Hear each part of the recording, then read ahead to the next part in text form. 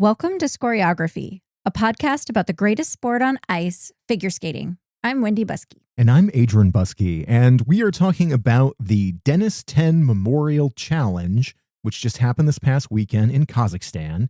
This is another of the Challenger Series events, and this one features a number of skaters that we really hadn't had a chance to see yet. So it's our first exposure to a bunch of them, notably Mikhail Shaidorov, who is sort of the king of Kazakhstan right now in figure skating. There are also some notable people who had to withdraw from the event, either right beforehand or during. So we'll make note of a few of those things too, because that will change up kind of the landscape of how the medal shook out here. And then after we talk through this, we're going to have a kind of a roundup of some other skating news, because a bunch of other little interesting things happened at other smaller competitions and just outside in the world of figure skating in general. But why don't we just go ahead and start off with the men's event, since that does give us our first look at Mikhail Shaidorov, or Shaidorov, which I think is how they were saying it in the arena. No surprise here. Mikhail Shaidorov wins this event. This is our first time seeing him this season, so this is our first time getting a look at both of these programs. Also, we didn't see the full stream of Denis Ten because it got taken down, and its entire YouTube channel got terminated during the weekend of the event. I don't know what happened with it. I'm assuming it got hit with copyright strikes or something, but straight wiped the entire thing off the planet. So, Which is horrible. At the start of the weekend, we didn't get to watch this in real time. Wen was out of town at a Chapel Roan concert, which, you know, feel excited for her because she got to see Chapel Roan. I got to see Chapel. Meanwhile, I was at a family funeral. So, like, I'm really sorry about that. I got to see my family, so that part's good. But yeah, the circumstances were less than great. It was a strange weekend. It was a weird weekend. And so we had to reconvene for skating just in time to find that all of those channels had just been like wiped off the map.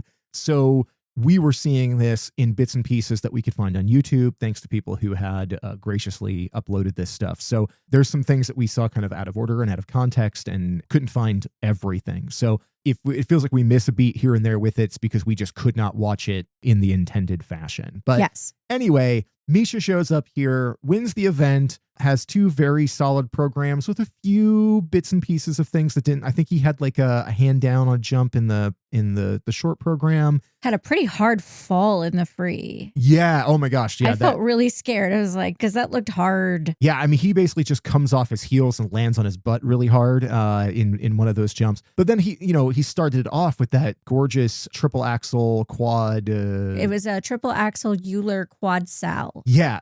Unbelievable. That is a crazy combination. He was getting the formula for that right last year, but it's like he's the only person who does it, and it's super amazing. It looks great here. So impressive. Like, his short program is very rock and roll, and it feels like he is having a very good time. And that program to me looked a lot more lived in already.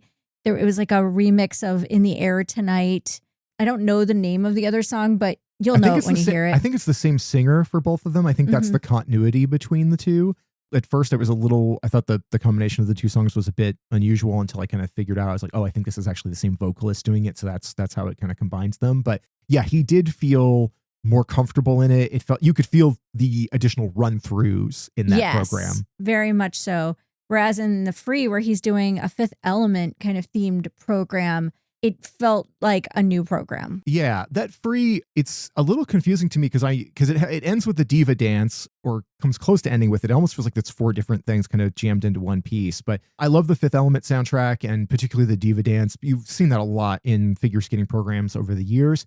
But there were a couple of other pieces I didn't really recognize, and I don't remember if they're actually from that soundtrack or if they're pieced together from something else. But I think it kind of leads into a little bit of this kind of sci-fi theme. His outfit reflects that. There's this sort of a circuitry tronishness about the costume. And we've seen he's definitely like with like his Matrix program. Like he's into sci-fi. At least the music of it, you can feel. Well, that. And Dune as well. Yeah. So I mean, there's a cinematic aspect to Misha's skating and his taste for sure.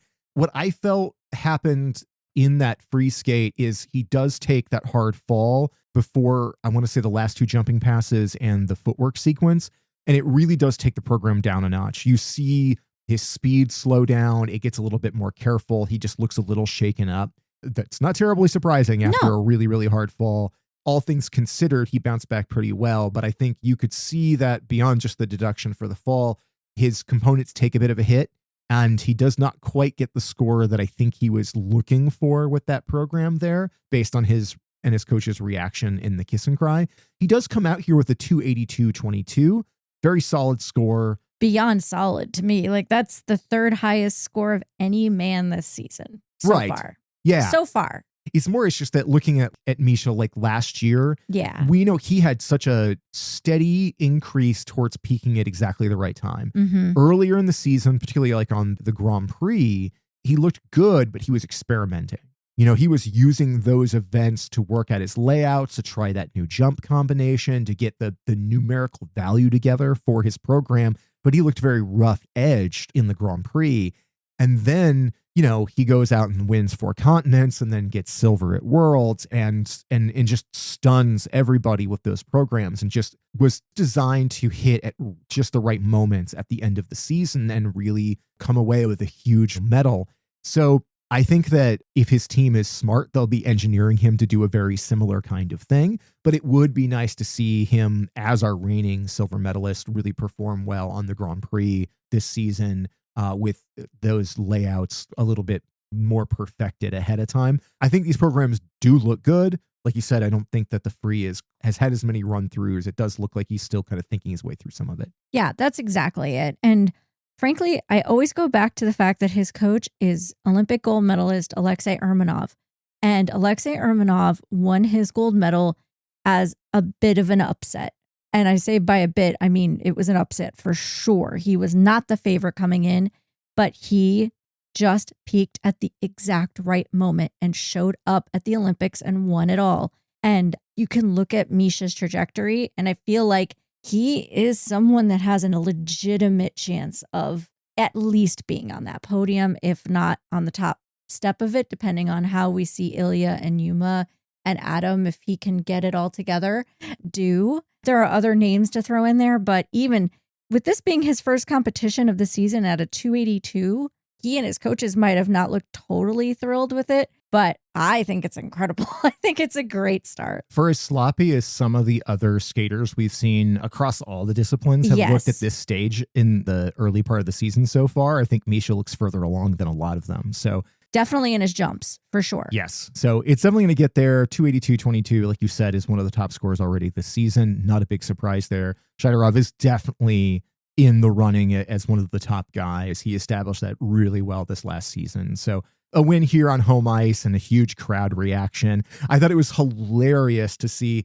that in the crowd, there are legions of young women. Oh my gosh. So excited. And one holding a big sign that said, "Marry me." It's been a while since I've seen anything like that at a skating event, you know, at a pop show or something. Oh, for sure. But like at a skating event, I found that very funny. So definitely Misha has his fandom there in Kazakhstan. Oh, for sure. And elsewhere. Yes. In second, we saw our first look at Georgia's Nika Egadze, and I actually thought he looked very strong here. His short program was messy. It was not perfect.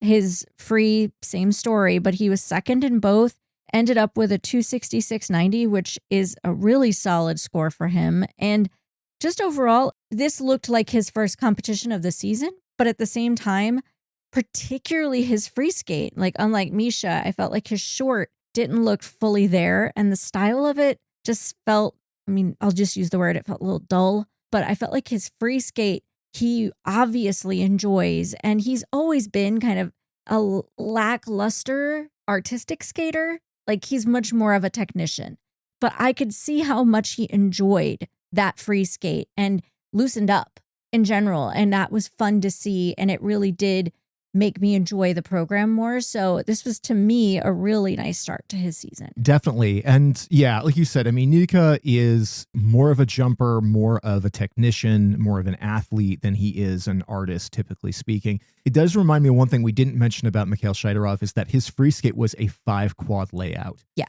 So keep that in mind when we're talking about technical layouts and competition. Not very many skaters have landed clean 5-quad programs, and that was not a clean program for Misha because he did follow one, but keep that in your pocket as far as the numbers and the threshold and the ceiling for those programs. Nika here, we knew that he spent some time this summer in Italy. He was actually training with Siao Him Fa and his team. Ashun Yun Fa has a YouTube channel, and he's been doing sort of behind the scenes videos, and Nika's in one of them, and they're talking while they're in the locker room, and they're really appreciative of having each other there to kind of push each other as people who do quads and do that higher level elite competition, which not a lot of the other skaters in that rink are doing. Nika says directly there, he's like, I wish I could be here longer. He's like, this is really good for me. And I look at Nika as somebody who has so much, like you said, technical ability, so much athletic ability, but he needs a lot of help in the artistic side. But I think part of that help is picking programs that suit him better. Yes. And when we talk about how like material matters, Nika's the guy that can seem really stiff. And then he came out and did that Deadpool Gala program last season, which was this crowd favorite. And you saw a completely different side of him. He owned the crowds. He just like opened up in a huge way. He was so entertaining. And you could see he has that ability. He has the ability to turn on a charm and an excitement for an audience and bring a ton of character work. But he's often pushed into this more kind of traditional melodramatic style that I don't think ever looks entirely comfortable on him. And I think the short stays in that vein. In the free, you get something where he was allowed to smile. Yeah. And you got to see him show more expression. You could tell when it hit that there's a part of it where it uses the song Sail, and you can tell he likes that music. He likes the vibe in that section, and he opens up a little bit more. You know, I want to see him have more bend in his waist. He's got terrific posture, right? Like he's it's almost too good. Yeah, he's like a ramrod straight up and down guy, and I want to see that flexibility enter into his midsection during the skating and the jumps. I want to see more spongy knees too. That would be great. Yeah, but you do see a lot more expression. His jumps looked amazing in that free. Several of those jumping passes, other than the mistake. Yeah, but several of those jumping passes looked really strong. Yeah, he had places where he stepped out of them, and he's got a very awkward, he'll fall back on the back of his blade sometimes when he comes out of his jumps. There are some kind of telltale problems in them, but when they're on, they're terrific. I like Nika. I just wish he'd gotten some more time in that Italy training or with Benoit. Yeah, with some people that could work on that artistic side a bit more and add a little bit more in there for him, and just that he had material that worked better on him. But I do like that free a lot. I think a second place finish here is really nice for him. I think he was third here last year. So I think that's actually a step up for this particular event. And he and Misha are friends. When they did the podium, I saw like an Instagram video that somebody shared where when they're getting their medals, Misha walks up to him and they have a whole handshake sequence, like slap back and forth and fist bump and whatever. It's very cute and it's very fun to see. So it was great to see him on the medal podium with a friend. And I'll just be really interested to see how these programs evolve. Speaking of programs evolving, I think that's a nice segue into our third place finisher, the ever popular and everyone's bestie, Jason Brown from the US, because he has taken his river dance program from many, many years ago. The iconic river dance that he won his U.S. national title with and has become legendary with his ponytail from way back in the day, and turned it into his short program with a lot of modifications, obviously. It is definitely an evolved version of that, but wow, it's so good. It's just that footwork is next level. I saw Jackie Wong refer to it as a sinner dance, I think, or something like that. Like it felt very like this is the more mature river dance. He was wearing an all black costume that did look more like his Sinner Man costume, but I doubt that's his final costume for this. Yeah. I'd be very surprised. Seems unlikely. Yeah. But he did have several mistakes, like on his combination, I think under rotated the second jump. Yeah. And had a hand down. He was a little scratchy on his triple axel and might have been on the cue there too, but still looked absolutely lovely. Yeah, the footwork sequence though is everything. It's absolutely everything. When we see people do the river dance or like Lord of the Dance kind of and there's a bunch of them this season. Typically, you start the footwork sequence, you get a little bit of that Irish dance step sequence, and then it usually kind of just returns to form as far as more traditional choreography with maybe an occasional nod. And here, the whole footwork sequence is just littered with the Irish dance moves and just completely different than what we're seeing from anybody else. There's one other guy, I think from Korea, that does actually a pretty nice river dance program. He's in juniors. I cannot remember his name off He the did top of my compete head. at one of the senior events this year, but we saw him in Junior Worlds do it last year too. He's carried it over. But Jason's is always the high water mark anyway because of the original free skate. But seeing it here in this new version, it's so sharp. It's so good. When he gets that fine tune and has clean skates with it, it will be devastating in an arena. It's going to just destroy his free skate. This is the second time technically that we've seen it because he did it at the Summer Sizzler. I think we have spoken about that before in the sense that we really dislike the music, but we love Jason. So we were trying to just get past that we don't like the music. Here, I watched it with the sound on. We did not mute it, but I muted it in my head. That's fair. I disassociated a little bit from the music it was going on. Jason looks fantastic. The free skate is great. I do not like that version of that song at all. No, I don't either, but I love what he put out there. Yeah. Like that program looks already, just in the few weeks in between since last time we saw it, absolutely gorgeous. He only had one error that I saw in his first triple axel. He was on the cue and put a hand down.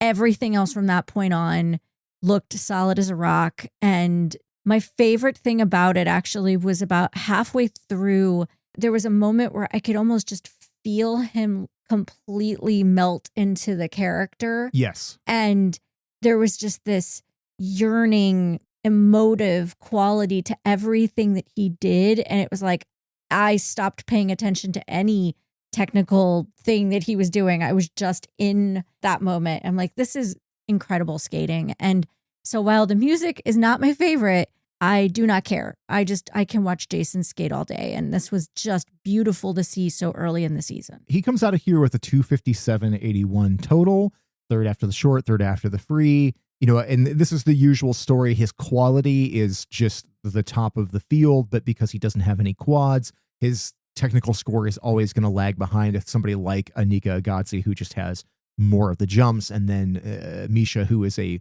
fairly complete skater, even if, again, nobody else's artistry comes close to Jason's. So he's going to crush in component, but his ceiling is still obviously quite a bit higher than this number. So, for sure. We're going to be looking for later in the season as it all comes together. I think four scores like in that 280 zone is what we're going to be looking at. A fourth place finish here for Korea, Siyeong Lee, had him doing a free skate that I think is one of the best things I've ever seen him do. I thought it looked really nice. I think it's the best thing I've ever seen him do. I don't know what happened with Siyeong Lee in the off season, but I like it. I'm here for it. He's always been someone who seems like a really delightful guy. Like he's very well liked on his team. That's very obvious when you watch anything with the Korean team and him. But he's always seemed a bit stiff. Like not quite Nika Egadze, but not that far off. But someone who also really wants to express emotion on the ice. Like you can feel that he is looking out into that audience and he is trying to convey a message. And I could see the progress he was making last season. There was definitely a step forward last season, no question. But this free skate, I felt him. I was like, you are here and this is great. He was far more steady and confident. Yeah, it's a bolero program. And but very different. Very different. And I think that in a season where you do have Kevin Amos bringing back bolero and quite a number of other people and across the disciplines are skating to it as, a warhorse in the Olympic season. But Siyeong's looks and sounds different. The arrangement for it is, it really works for him. It builds in kind of a different way. But there is a maturity in the expression of that program that I think just looked different on him. Like it's just almost like, even though he's like in his mid-20s, it's like he just feels like somebody who like just grew up, just that extra step, leveled up in some way where he just looks like a little bit of a different skater on the ice. And that really stuck with me after watching all of this, how good that looked and how much I enjoyed that program. So I'm very excited to see it again, which, it's high praise for a bolero program because I'm not a gigantic fan of bolero in general, even as much as I love Kevin Amos and other people who skate to it. But his program, it took me like 2 minutes in before I was like, is this bolero? I liked it a lot. We didn't actually see his short program, so no, we couldn't find it. We couldn't find it. So I'm not sure how that looked, but the free has me excited. Yes, very much. One other thing of note that was a bit of a bummer is Junwon Cha from Korea was also here. And if you've ever listened to this show, you know our feelings, particularly mine, about Junwon. I know you love him too. I really love Jun. He's absolutely terrific, but he only did the short program here. Had a very bad short program. He got a 70, 78.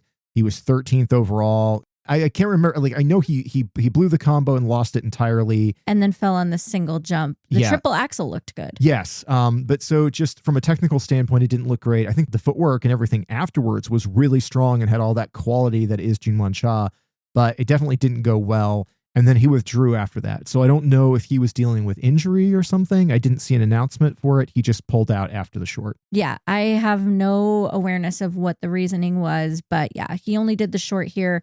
It's early. I'm not worried. The last time we saw him, he looked like he was steadily making the progress. I can't wait to see both of his programs later in the Grand Prix. Yeah. I think that's where we'll start seeing them really come together. Mostly I just hope he's okay because June. Yeah. But I do think it's worth noting here before we move into the dance competition, like we mentioned that Misha's score was the third highest of any man this season.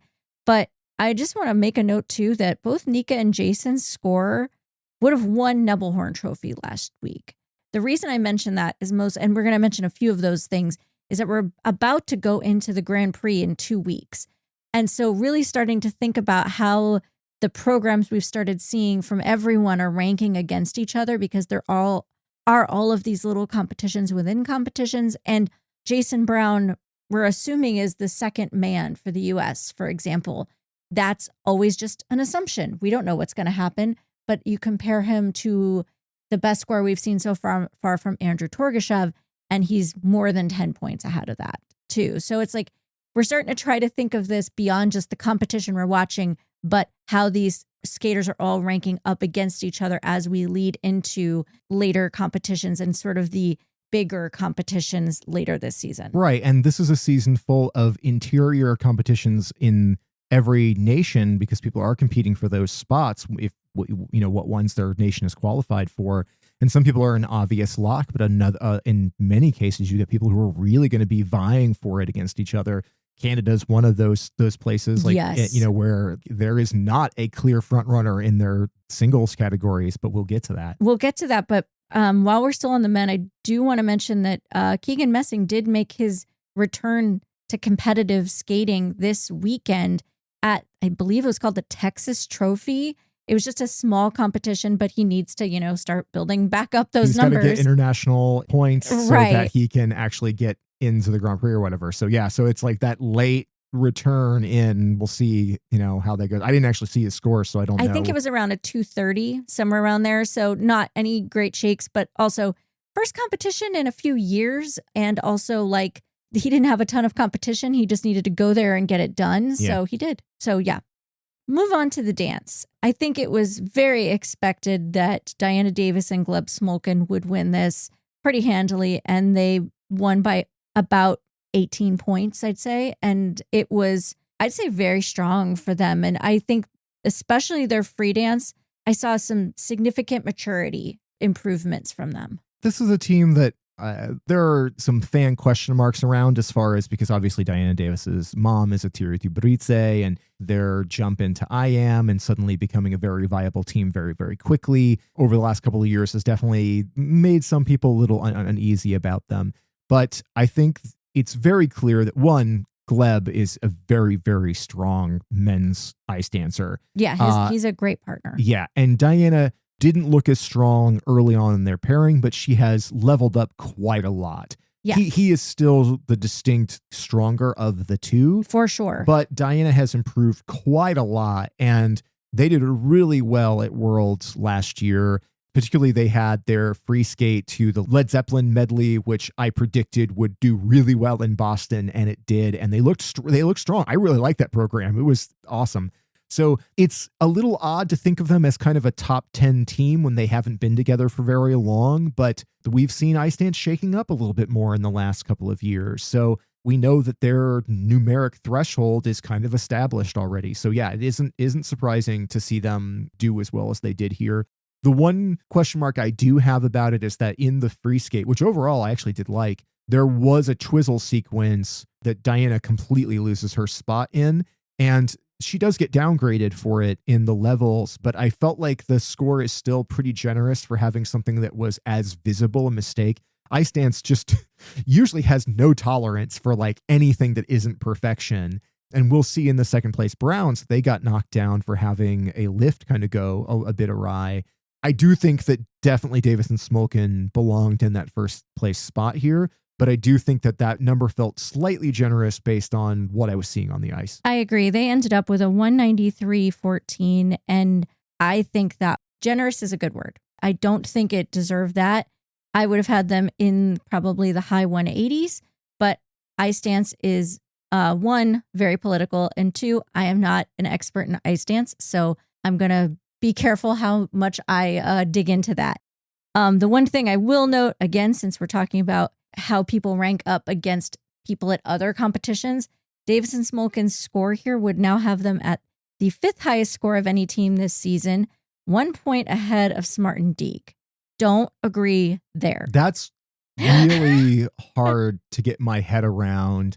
And granted, like we talked about at the Nepala Memorial that happened last week, Smart and Deke did skate half their program backwards there. So even as awesome as that Dune 2 program is, they did have a fairly major mistake that they managed to compensate for in a big way, but I have to think it affected their presentation a bit. So I think that really fluke strange error that happened there probably has something to do with that placement, but it is a hard pill to swallow considering the quality of those teams. I think Smart and Deke are quite a bit stronger. Agreed.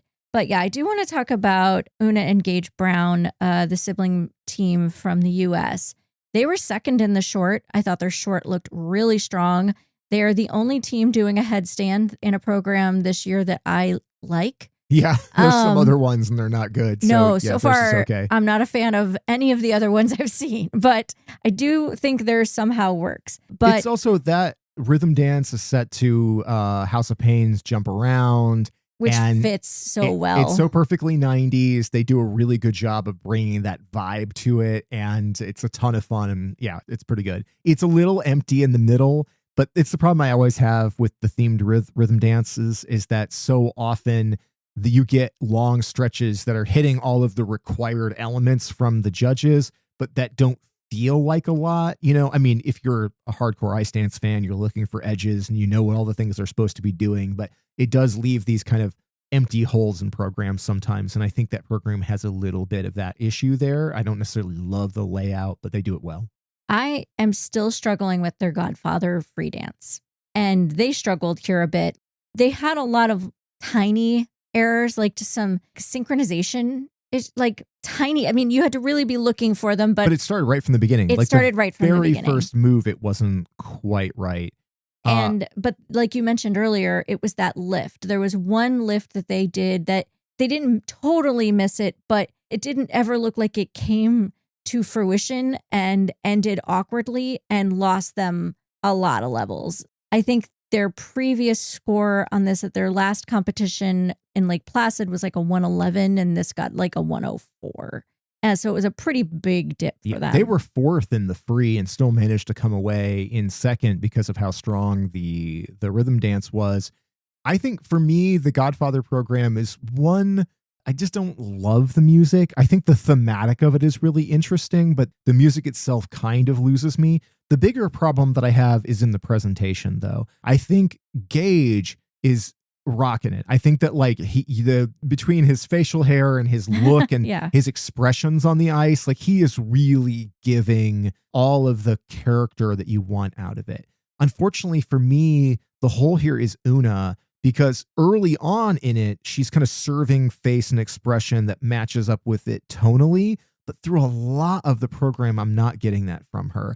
And so I think there's this, even though they're so physically balanced in a great way, I just feel like this is one where Gage is delivering the character and a lot of the time Oona isn't. And for me, it starts to break the feeling of it a little bit. Like the suspension of disbelief that keeps you in the story while it's happening on ice, for me, kind of breaks down because I don't think that she's delivering the same performance he is. I wish I could disagree, but I don't. Gage is, and we've been saying this for a couple of seasons now, like he continues to get more charismatic and more emotive and in character on the ice. And we've seen Oona make big strides in that area, but this is the first time we've seen them do something, I think, this serious and intense and very character. And I don't feel like she's finding it just yet. I'm hoping as the season goes on, she will, because if you're doing something like The Godfather, you need to do character work. Yeah. You have to. Yeah. And this is still, it's early. So there's time to get that together. But I think that that's not the be all end all of their performance because there's so much technical to take into account. And absolutely. And other than that messed up lift, a lot of the rest of it looks strong. Although you said that there were some sync issues, but I'm just hoping that's something they can shore up. Yes. They were just barely ahead of the third place team, which is actually the Swedish team that we saw at the Olympic qualifiers that we thought should have locked a position that did not. I will note it was pointed out to us in our comments on the Olympic qualifier episode that we had commented on a couple of the teams that got knocked out of qualifying, like the Swedes. They had gotten these sort of exclamation points on their character step sequences that felt a little shady. It was pointed out to us that if you actually dug through the protocols, a lot of the teams got called with a very similar problem there. It seems like the tech caller at that event was just hyper specific about a couple of rules. And so a lot of things you don't see called very often were there on them. So we were incorrect about kind of pointing out those things like, oh, they got tagged with something that other teams didn't. The Chinese team that did qualify actually did get that same small deduction, but it still didn't like the scoring on them there. No. And I feel like as we've kind of examined some other things out there, this Swedish team of Milla, Ruud, Reitan, and Nikolaj Majorov, hopefully I'm saying those correctly, I still think that they were not scored well, and then they should have been the last qualifying team there. Regardless, anyway, here at Denis Ten, I think they put together a couple of really nice skates. I do think that rhythm dance is a little dull. Again, unfortunately, agreed there too. Much like what we were saying with the Browns, like it feels a little empty in places, and I want it to be punched up, but the quality is definitely there. Where they shine is the free dance. Yeah, for sure. Their free dance, it's surprising. I'm impressed with their speed, their crispness. Yeah. There is something about her that she reminds me of a not fully formed Yulia Turkila. I say that as a compliment because I think Turkila is incredible. So I really look forward to seeing the evolution of this team. And this only encouraged me to pay attention to them a lot more because they're getting better. Yeah, I think that there's like a legitimate feeling of like romance in that free dance that is really nice and that I feel like we've been kind of missing from some teams and stuff over the last couple of years. Yeah, just overall, I like the quality, I like the energy that they bring. They're very aesthetically appealing. Just something about their skate style and the attack, like you said, the crispness is really nice. They came out about a point and a half behind the Browns. They were second in the free. Again, Oona and Gage didn't do so well in the free. I would not have been mad to have seen the Swedish team in the second position here. I think of the skates, I actually kind of liked theirs better than the Browns, even as much as I really love that team. As it is, this is still a great position for them to be in as a young team that's on the come up. They have just really proven themselves really strong so far. Yes. In fourth here, Alicia Fabbri Paul Ayer. Speaking of rhythm dances, I'm not super excited about. I think theirs is fun, like very fun. Yeah. But and very 90s. Very 90s. Their outfits, like the silhouettes of their outfits are so 90s or they're so the on. Club. Like it was, I've worn that outfit, right? That Paul's wearing, like with this shiny blue shirt over all black underneath. That was like my club wear in the late 90s. I had like not quite that print, but like that look was very much me. So them coming out there, I was like, oh, well, that's the time period. I wore that. Yeah. I 100% agree with you on him and her. But I feel like in that dance, Alicia feels like she gets it. Like I feel like she is in that club dancing. For some reason, it doesn't quite work as well for Paul, to me at least. I like this team I just wasn't that excited about the dance itself. I think that they had some really great moments in it, but there was the same thing, kind of a repeat on the same theme. Like there's just a lot of emptiness in there that like, other than some very spot on 90s dance moves that were cool. And there's some kind of slinky, sinuous little club movements out of Alicia. Exactly. She gets it. I've never seen Alicia Fabbri ever kind of bring that like that little touch of sexiness to the ice before that we saw from her there. And it does feel correct for its moment. There's potential. I just didn't feel it. But their free skate was my favorite of the whole competition. Absolutely. Yes. I loved it. I thought it was gorgeous. The music suited them perfectly. They both felt so invested in it. There was so much connection between them. I was kind of grumpy with their score. I mean, they were third in the free skate. I don't know what I would have given them. I don't have numbers. I just felt kind of grouchy about it because I was like, this is lovely. It's one of those programs that you kind of forget that you're watching a competition. It just felt good. It really took me places. And we've made the comparison before that Fabbri and Ayer are kind of the Canadian version of the US's Peyton Bai. Some really strong teams that tend to sit in the middle of the pack. They're extremely genial. Like everybody seems to like them. They're like, their energy is great. They're very talented, but they just don't seem to rise above, right? Like they never seem to gravitate up onto the podiums. And then back at Lombardia, we saw Peyton Bai deliver new programs that were the best things that we'd seen from them before. And they won that competition.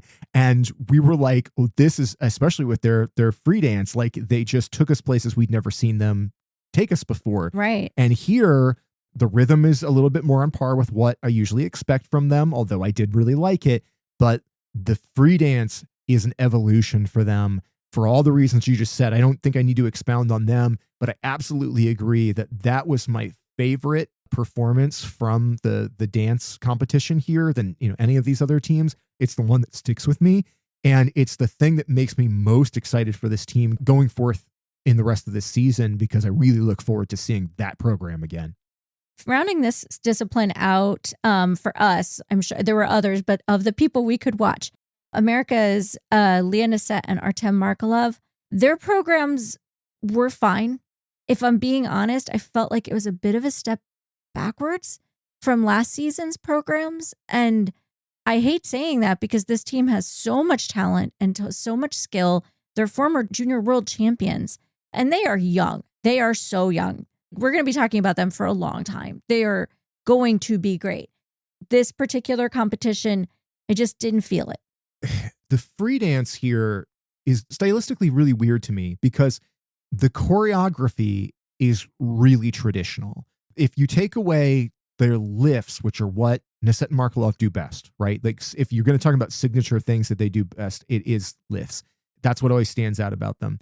But the choreography feels like a program from 20 years ago. It feels like the kind of stuff that I saw when I first started watching skating that I just didn't connect to ice dance, because early on it was the discipline that I just couldn't find my way into. But it's interjected with all of those high energy, highly technical lifts that they do that really set them apart from everybody else. And it just didn't jibe to me. Like it was like it just felt like two different styles jammed together in a way that didn't quite work. And it left me feeling just a little nonplussed and a little underwhelmed. And I think the score here is fair. I think they come out with a 169.60 altogether. You can tell in the kiss and cry that they look kind of shocked by the score that they got.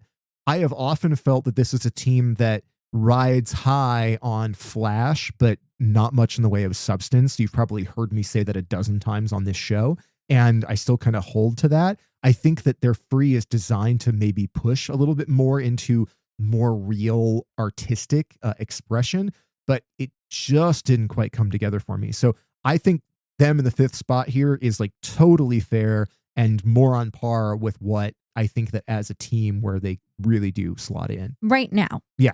Not to overemphasize it, but I will.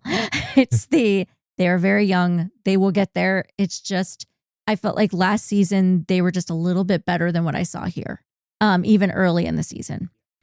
So let's finish up this competition with the women. Before we even start, I want to mention that the person who probably would have been the favorite coming in here withdrew before the competition due to injury. And that's Kazakhstan's Sofia Simoldolkina. And that was such a bummer to see that she couldn't do this competition on home ice, where she, based on what we've seen so far this season, probably would have won. Yeah, I mean, Sofia is absolutely terrific. And we saw her compete at Cranberry Cup, and she was awesome there. Maybe should have won that event. I really enjoy her skating. It's stylistically, it's just so good, so enjoyable. And I think she actually was in Kazakhstan because I saw her doing some cultural promo stuff, but for whatever reason, she withdrew from the competition, so we didn't see her there. So that does soften the competition up quite a bit and left a significant opportunity for Korea's Haein Lee that she absolutely capitalized on. It was so wonderful to see this version of Haein Lee show up here. We saw her, I mean, she is the reason that Korea has 2 Olympic spots this season, because when Cheon Kim, who is a previous world medalist, went into this past year's Worlds and didn't perform up to what we expected. With the context of she'd been in a car accident in the week beforehand. Of course. Yeah. And I mean, we're very big Cheon Kim fans, so that was a very big bummer. But Haein Lee had a lot of pressure on her there, and she lived up to it. Yeah. And she landed in the top 10 at Worlds, which was wonderful. So seeing her here come in first in the short, first in the free, total of 196.84 for her first bigger competition this season, and taking it in such like a powerful way. I mean, she's 22 points over the next person. A very definitive win here. No question. Very strong skates from her. And just, she looked more confident here than I've seen her in so long. And that's what I've been missing, is confident Haein Lee. Yeah, her short program, To My Way, I'm not crazy about the vocalist on it, but you can tell that she feels it and the story that's going on in that song. Like, she is really exemplifying it. Gorgeous new costume. Incredible. Absolutely amazing design on that. Works really well. You could tell she was being a little careful in it. And I think both programs you could feel until she would get to the footwork sequences and it would come a little bit more alive. I think this was somebody who clearly knew at this point she had a real opportunity to be at the top of that podium, and she needed to stay steady and not make many mistakes and really lock it in. And that's what she did here. But I think that her Carmen looked better than the first time that we saw it. Again, I like the costume quite a lot, even the kind of flowy sleeves, which I'm a little bit unsure about sometimes in designs, but I like it here. And especially by like the second half of that free skate, where you can tell she feels good in it. She's locked it in. She knows what she's doing. It really comes alive, and she delivers a really nice emotive performance. And, 196.84 is really strong. We're seeing a lot of the women already this season get over that 200 mark. So if you want to be in the top 5, you're really going to have to break 200. But at this point in the season, with what she's got going on there, it was really strong. It was great. In second, we saw Ashun Yun also from Korea. She was in fourth after a not so stellar short program, but she came back strong in the free. And after having what can only be described as a disastrous world championship, I really liked seeing this moment of a little bit of redemption for her. Yeah, definitely. I mean, she was the third Korean woman at Worlds. She did not make the free skate, so that scrubbed a third possible spot for Korea at the Olympics. And that's a lot of pressure on a young skater like her who doesn't have quite as much international experience in seniors as some of the other women that could have potentially been sent. And I feel awful for her that the weight of that had fallen on her shoulders in that way. But yeah, I feel like it's a little bit redemptive for her to get into this event and to do as well as she did. She got a 174.37. So, she's quite a ways back. But as we'll talk about a little bit later, 174 puts her in the pack with some other skaters from other countries over the course of what we've seen this season. So not too shabby. No, not at all. Third place, Maddie Schizas from Canada. So she got a medal spot here, which I think is great for Maddie. Her skates, though, looked iffy at best, honestly. There's a lot of doubles and pops and places where it just doesn't look as confident, despite programs that at this point, I think, because she brought back her free from from end of last season. End of last season, yes. Which is a nice program, but there's just places where it feels less certain than it should with those jumps at this point. Also, those programs I'm having trouble finding my way into them. They're fine, but they're fine. You know, like I'm not finding like that magic. And we know Maddie's a little hot and cold. She can struggle a lot of times. And when she does, that struggle is apparent on her and it can really like take away the energy of a program. And other times she has magic and she just pulls you in. And that magic just wasn't really quite there here. I was going to say, when we saw her, I think at Kinoshita Cup, I really liked this short program there. Yeah. Like she sold it really hard. And I was very taken with it there. Here, that confidence again wasn't here. And as soon as the first, mistake happened, which was in her first jumping pass, it immediately felt like I could feel all the energy come out of Maddie. So all the drama that she can sell when her confidence is there just wasn't as bold and aggressive, which I think this program requires from her. So she ended up with a 164.39. To go back to the comparisons and the competitions within a competition, this is where it gets interesting. So Maddie Schizas' top score so far this season, because she's competed more than quite a lot of the skaters. Yeah. She's done a lot of smaller summer comps. So she did something, I think it was back in July, called Skate Detroit. And she scored a 177.28 there. So better than like what we were just talking about from Ashun Yun. However, Kaya Reuter from Canada and Sarah Maud Dupuis from Canada last week both scored over 178. So all three of them are essentially tied at this point in terms of their top scores of the season. That is making the Canadian competition for that one spot to the Olympics really, really interesting. And we haven't even really gotten to see a fully formed Gabby Daleman yet. And it's also worth noting that Maddie Schizas' personal best score happened in like 2021.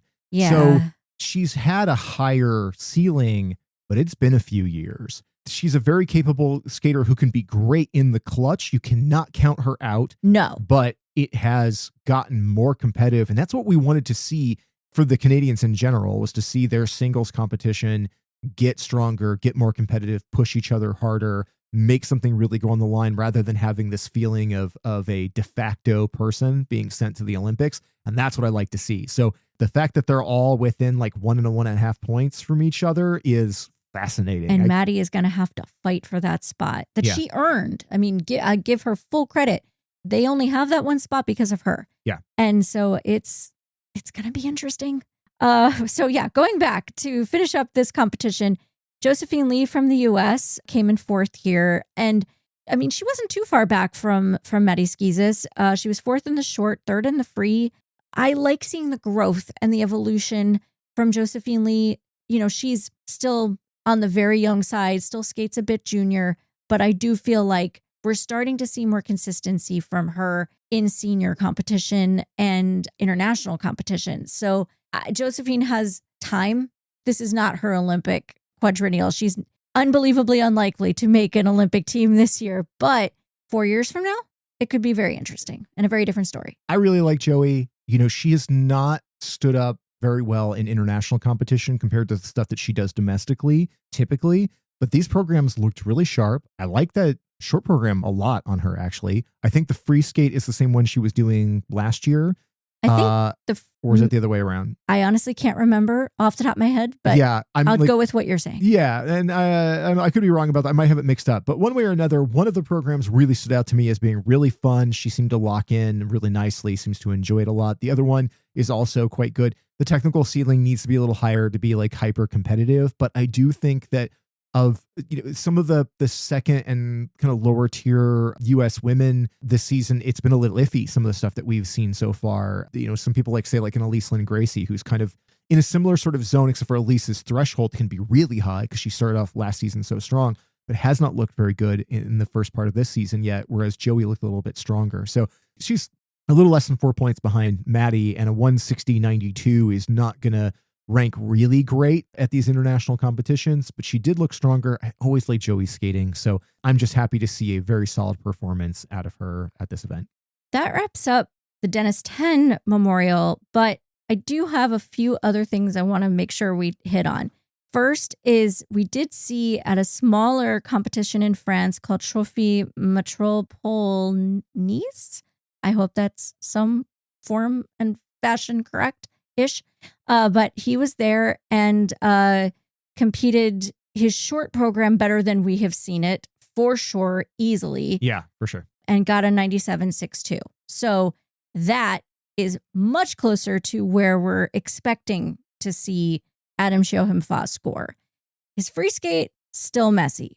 Different costume. Yeah, better costume. Much less distracting. Exactly. And I mean, both of these programs as a whole, even if the jumps weren't as solid in the free skate, they just looked much better in terms of the choreography, much less chaotic. Yeah, a lot more cohesive. Yes. So he overall scored a 254.11. That is significantly better than what he did at Lombardia. But significantly behind what he's capable of. Correct. I mean, he is an over 300 potential. Yeah, he's at a 50-point deficit of at least of what we know his general ceiling is.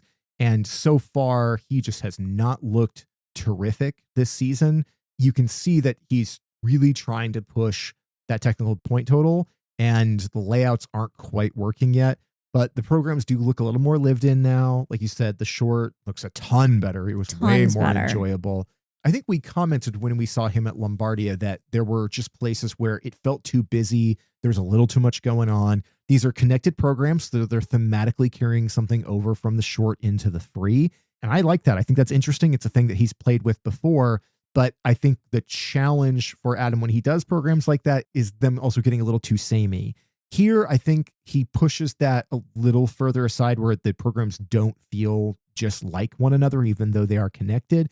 But there's a lot of ground to make up here. And he's one of my favorite skaters. Stylistically, he's so strong. I thought that the final third of his free got a lot more exciting. You got to see a lot more of the signature Adam Siao Him Fa flair in there, and you could hear the crowd respond to it. But man, he has got to get those jumps together and make these layouts work better if he's going to stay competitive with the top guys in the most important season of his career. And he obviously knows it. It's all in time. So we're going to see him at the first Grand Prix de France is the first one this season. So doesn't have much time, and he's up against Ilya there. So we're going to see how this goes. Yeah. Next piece of news, and this one's really fun. There is a new ice dance partnership of Rika Kihara and Shingo Nishiyama, and they're training at IM in Montreal. This is fascinating. So Shingo Nishiyama had previously been skating with Azusa Tanaka. There's not a really big ice dance program in Japan, and after Masato Kamatsubara and Tim Coletto ended their career a couple of seasons ago, that left a big hole there. And there were two young teams, and they had basically swapped partners, like they traded off. And one of those teams started to excel, and it felt like the other team wasn't working as well. So Azusa Tanaka, as I understand it, has retired and is done. And so Shingo was looking for a new partner. Rika Kihara, of course, is a presence from the women's singles that we've all been missing for a long time. Rika is a terrific skater. She used to have some really wonderful Ultra C elements. She had a really great triple axel, but she got injured. And it seems like in the time since that injury, she's never been able to really land jumps as well and to get back into competition because it was just taking a toll on her body in a way that she just couldn't bounce back from. We listened to some auto-translated interviews, so I don't know how accurate they were, but it seemed like one of the Japanese interviews, she had said that ice dance became a possibility for her in part because the chance of injury is a lot lower. Obviously not zero. Ice dancers get injured all the time, but they don't have the jumps. They don't have those higher risk elements in quite that same way. So it was an opportunity for her to bring the artistry that she was always so well known for anyway and translate it into something new. She was actually on a schedule for an event to compete in singles, and that got canceled. And then they made the announcement of them doing this partnership. What I think is most fascinating about this, beyond just Rika Kihara returning, which is just great news. It is. It's their presence at IAM, because in Japan, you have Kathy Reed, who's over there working with ice dance and with the pairs teams now. And we've seen those teams, particularly that pairs team, jump up in their success this season. But also that ice dance team is really starting to shine, even if they didn't do as well as we would have liked to have seen at the Olympic qualifier. But to have a team at IAM training in a different environment and doing different stuff, and particularly coming in with somebody who is changing over from singles into this, it'll be curious to see how that transition goes, how that works out. But I do think that's a really exciting pairing. I think it's very exciting and very interesting. And I'm looking forward to, we may see them this season. It sounded like that's their goal, is to compete at some point this season already. Yeah. So we'll see. Also, I mean, we haven't talked about it a whole lot, but we mentioned a while back that Koshiro Shimada had left singles men's skating in order to move into ice dance. It was announced earlier this summer that he was teaming up with Akira Kushida, and that was cause for excitement just because we really like Koshiro. And we knew her name, but I don't think we'd really paid a lot of attention to it in that moment, that she's also a singles skater. And we have seen her in juniors before. And I remembered liking her, but I was seeing people talk about online how they're like, you really got to watch some of her most recent programs. And we stumbled across some from, I think it was called the Summer Cup from a few months ago. Yeah. And we watched her free program from that. And oh my God. It's so good. It's incredible. She doesn't have quite the technical in the jumps, right? Like that, if there's a weaker point, like it's not as high a threshold as far as the scores there. But oh my goodness, the quality of her skating, the choreography, which I believe was a Caitlin Weaver program, which is executed just beautifully by her. I was stunned. I don't know that I had seen that program previously, or at least not done as well as it was. Her interpretation of the music and just the flow and energy, articulation to the music. Yes, we were shook. It was so good. And then we watched the short program from that same event, and that also was really, really good. And so it was suddenly this moment of like, oh my gosh, and she's leaving. Or I don't know. I don't think she's leaving. I think she's doing both. Wow. And that's a swing, right? We see it every once in a while. People will do like singles and pairs. Doing singles and dance is such an interesting combination. But after seeing that level of quality that she brings, and we saw that at one like gala event that they did a program together. It was our first time seeing them. And it wasn't like a competitive program at all. It was very much like a fun gala skate. But it started to show the energy that partnership has. And Koshiro's just like, he's got such a big, bright personality. And so he already sells amazingly to the crowd. But Akira has just become just so elegant and just so artistically complete. And seeing them together was really nice. So, and I believe they're going to be trading with Kathy Reed over in Japan. So the ice dance world for Japan is now getting interesting. I don't know how much it'll affect anything this season, but I'm really looking forward to seeing those teams in competition. I think all of that is really exciting. Me too. I love it. Last note for this week is I want to talk about Bradie Tennell. So a few weeks back, we were talking about a program that we saw her do at the Summer Sizzler, Yeah, it was the Summer Sizzler. We thought it was her short program, but I guess it was actually intended to be just a gala program because when she then got into competition for the first time, she had a different short. I was bummed because that short program that she did there, I can't remember what the music was, but it was a little bit more of the type of stuff that we've seen Bradie do in the past that I've just always had difficulty connecting. I mean, she is a terrific skater. The quality of what she does is really strong, but I just don't often connect with her material and how she interprets it. And she did that thing at the Sizzler and I loved it. And I was like, okay, Bradie looked so good at the end of last season. You know, she had huge scores at the end of the season. She was really compelling. And she was really making a case for herself going into the season. And then she started off with material that I didn't like as much. But now that is not so much the case. That is not the case because the program you were thinking was going to be her short and turned out to be a gala is now her short program, which is Lana Del Rey's Young and Beautiful. And she competed at a smaller stateside only. So like completely national domestic event.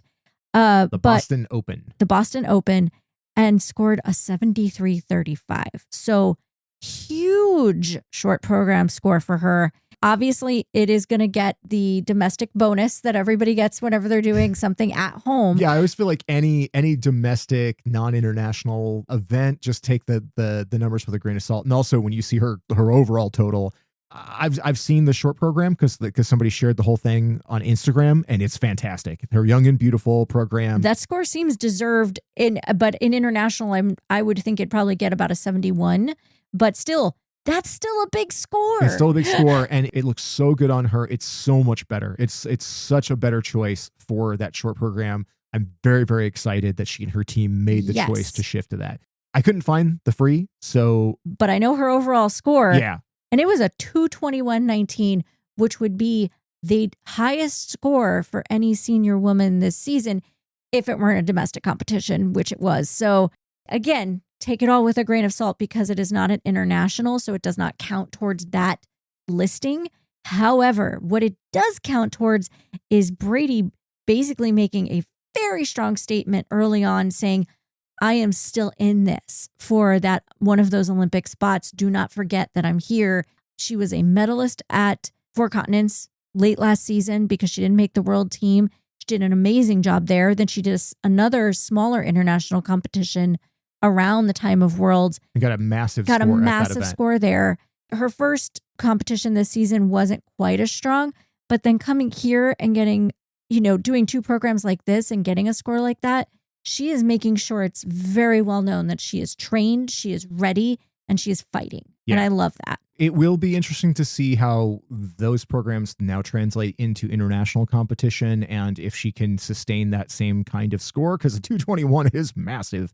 Yeah, it's just very fascinating to see her score something that big outside of international. So, Bradie is just one of those people that she's a clutch skater. She's super determined. She's very well trained. She made that jump to skate with Benoit Rochot, and the quality difference is visible, especially in last season. And I think shifting to a better program that obviously showcased her and her artistry in a different way, in a better way, is a really good strategic move. So I'm hoping we can find that program later, so maybe somebody will upload it, but it does keep things interesting in the American women's competition. And I got to admit, there is something so cool about the fact that we saw Amber Glenn, who was 25, win Nebelhorn last week. And now we see Bradie score this big number. She's 27. I love that we're seeing women getting these scores. Yeah, people in their mid-20s, which is usually where you see a decline, you see a drop-off in technical ability. And instead, we're seeing them come into their own and being able to piece together programs that are more powerful than a lot of the rest of the field. That is good for the sport. It is good for these athletes. And as a fan, I love longevity, right? Yes. I want to see people who can stick around. I hate seeing somebody show up at 17 and then disappear because they've destroyed their body and they can't perform anymore. Right. I like to see people who actually have a career that sustains and that they only get better over time. That's exciting. And that just means that, we really do have 5 or 6 American women who are truly vying for those spots. Even if you have 3 that feel like the obvious ones, you cannot discount the ones who are right in behind them. And with a number like that, she's going to make some of the other American women nervous. Absolutely, she is. Well, I think that wraps us up for today. Yeah, but we do have to pick gold in our hearts for this competition for Denis Ten. I haven't thought about that at all yet. Oh, no, you're like me. Normally we do this and I'm all ready and you're not. Well, how about I'll go ahead and give you my pick. I feel like I always go first, but you usually put me on the spot with it. But and I feel like I've been trending and giving them out a lot in ice dance, but I'm going to give this week's for me to Fabbri and Ayer because I loved their free dance at Denis Ten. That was the performance that's going to stick out to me. The quality of it, the flow, the energy, the acting, everything that they did there. This is a team that I always like, but rarely love, if that's fair. And this time I loved it. This time it was what I was really looking for them. And I want to see them build on that and continue to ride that energy and keep improving because there are a couple of people that I just really like them and I want to see them achieve bigger and better things. And to me, that free dance creates an opportunity to do that. I think it's weird because part of me is just like, well, obviously just give it to Jason Brown because Jason Brown is everything. He is gold in my heart forever, pretty much. Yeah. But I think I'm going to give it to Siyeong Lee because that free skate just, I don't know, it hit me. I was like, this is someone who has really made the upgrade. I could see him at a different level. I saw him in a whole new light. And I hope to see more of that. Seeing that progress just gave me a new appreciation for him, and I want to see more of it. So Siyeong Lee, you are gold in my heart this week. That's a terrific choice. I really like it, and it's what I expected you to go with. But I love you, Jason Brown, forever and ever. Yeah. But I also agree with Siyeong Lee. Absolutely terrific. So with that wrapped up, what's next? What are we doing next? Next week is really going to be dominated by a preview of the Grand Prix. We're 2 weeks away from Grand Prix de France. We've had a lot already happen this season. So starting to talk about what's coming at us and it starts feeling very real at Grand Prix de France. So I think we're going to be talking about that. There is also another challenger event. I'm hoping I'm saying this correctly, Trialetti Trophy.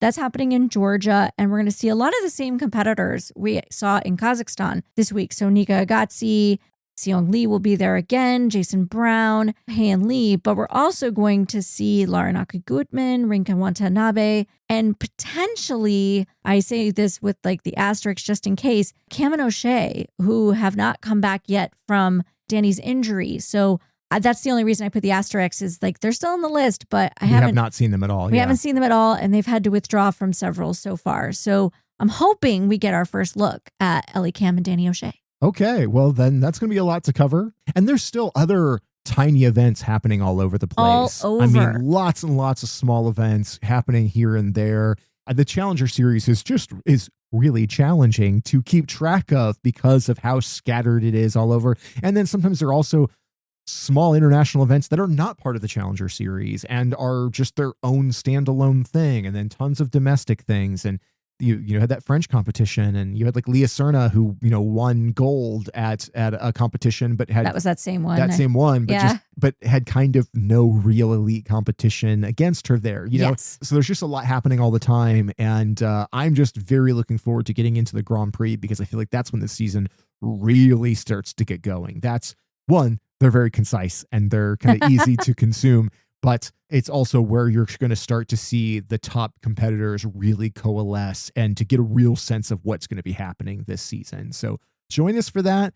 Let us know all your reactions in the comments. Tell us who was gold in your heart this week. Tell us what you're excited for from this week and going into those coming competitions. And for Choreography, I'm Adrian Buskey. And I'm Wendy Buskey. And we will talk to you next time. Bye.